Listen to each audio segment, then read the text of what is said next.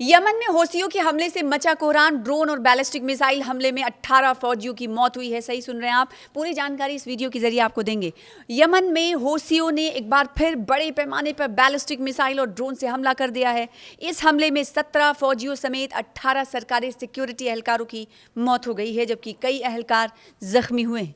हमले के बाद इलाके में कशीदगी बढ़ गई है और इसी दौरान हौसियों ने सऊदी तेल बरदार टैंकरों को भी निशाना बनाने का दावा किया है।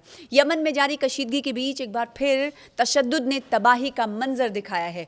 हौसियों के ग्रुप के एक बड़े हमले में यमनी सरकारी फोर्सेस के 18 एहलकारों की जान चली गई। हमले में एक एहलकार समेत 17 सैनिक भी मारे गए हैं, जबकि कई दिगर जवान जख्मी हुए हैं। यमन की फौज ने इस हमले की जानकारी दी है। यमन की फौज के मुताबिक हूसियों ने यह हमला बैलिस्टिक मिसाइल और ड्रोन के जरिए किया। इस हमले में सरकारी सुरक्षा बलों को निशाना बनाया गया। हमले के बाद इलाके में कशीदगी और बढ़ गई है। जख्मी जवानों को इलाज के लिए अस्पताल भेज दिया गया है, जबकि सिक्योरिटी हालात पर नज़र रखी जा रही है।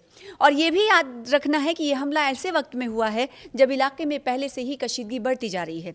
ईरान हिमायती हौसियों ने यमन के अंदर अपनी मिलिट्री एक्टिविटीज़ के साथ साथ समुद्री ठिकानों को निशाना बनाने की कार्रवाई भी तेज़ कर दी है। ख़ासतौर पर सऊदी अरब से जुड़े समुद्री रास्तों पर हौसियों का हमला लगातार बढ़ रहा है, या यूं कहें हौथियों के हमले का सिलसिला लगातार बढ़ रहा है। इससे पहले 7 जुलाई को हौसियों ने दावा किया था कि उसने अदन की खाड़ी में सऊदी अरब के तेल टैंकर डेजी पर बैलिस्टिक मिसाइल से हमला किया।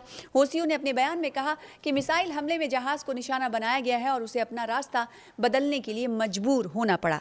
हौसियों ने मैसेजिंग प्लेटफॉर्म टेलीग्राम पर जारी बयान में कहा है कि ये कार्रवाई सऊदी अरब के खिलाफ रेड सी, लाल सागर और बाबल मंदब स्ट्रेट में समुद्री नाकाबंदी लागू करने की मुहिम का हिस्सा है।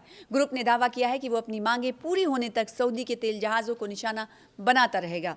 हौसियों की तरफ से कहा गया है कि ये कार्रवाई उनके बताए गए नाकाबंदी के बदले नाकाबंदी के सिद्धांत के तौर पर, या यूं कहें कि इस पॉलिसी के तहत की गई है। हालांकि इस दावे की आज़ादाना तौर पर तस्दीक नहीं हुई है।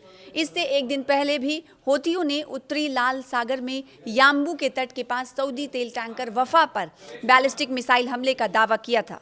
हूसी के तर्जुमान याह्या सरी ने कहा था कि ये एक सटीक हमला था और मिसाइल अपने टारगेटेड ठिकाने पर ही गिरी। उन्होंने ये भी दावा किया कि 22 जुलाई से शुरू किए गए समुद्री अभियान के बाद ग्रुप ने अब तक 8 समुद्री तेल टैंकरों को निशाना बनाया है।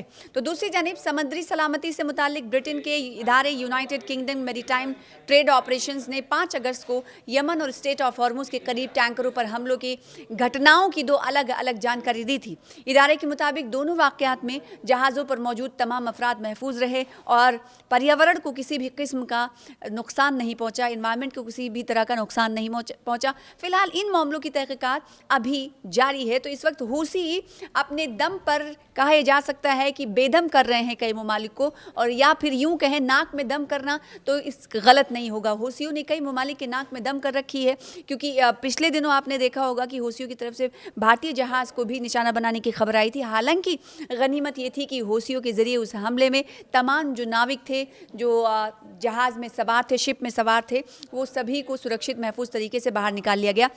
और उसके बाद लगातार बाबल मंदब पर और सऊदी की जानिब से जो नाकाबंदी की गई है, नाकाबंदी के बदले नाकाबंदी की पॉलिसी पर इस वक्त हूसी कहीं ना कहीं काम करते हुए दिखाई दे रहे हैं, और इसलिए तनाव इस वक्त दिखाई दे रहा है। खासकर यमन की अगर बात करें तो यमन में जो सरकारी एहलकार हैं उनको निशाना हूसियों की तरफ से जारी किया जा रहा है, या फिर यूँ कहें कि इस वक्त आग बबूला हूसी हो रहे हैं और यमन में मौजूद सरकार को निशाना बनाया जा रहा है। ना सिर्फ सरकार को निशाना बनाया जा रहा है, बल्कि दूसरे ममालिक के साथ भी हूसी टक्कर लेने के लिए, सामने टक्कर लेने के लिए पूरी तरीके से तैयार है, या यूं कहें पूरा बख्तर बंद उन्होंने तमाम तैयारियां कर ली हैं, और इसके लिए वो किसी भी कीमत पर कहीं भी किसी भी हद तक जा सकते हैं।